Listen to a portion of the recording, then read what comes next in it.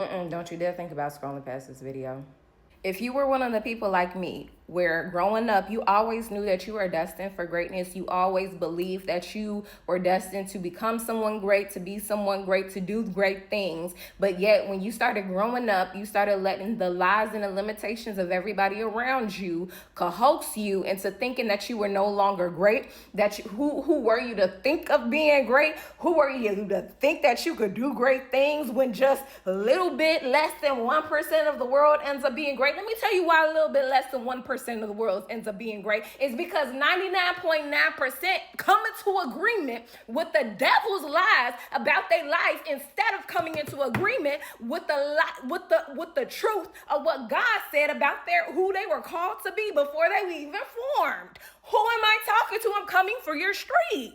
Sorry, I'm chilling because, I'm working on my spirit to chill. But, I got riled up today because it dawned on me that I allowed the limitations of everybody else's around me about their fears about what it takes to be great, about their ideas of it takes to be great, to limit my idea of what I think is possible for me to achieve just because I came into agreement with a lie.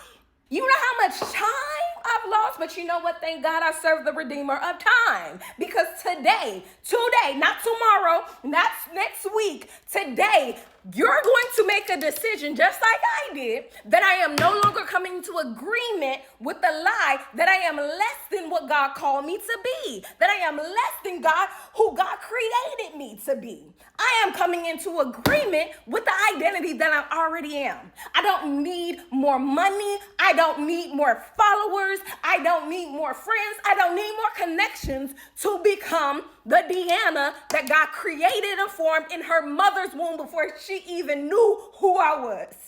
Do you hear me? And I'm talking from a place of conviction because we are no longer limiting and snuffing out all that God has put us into this earth to do, be, and create.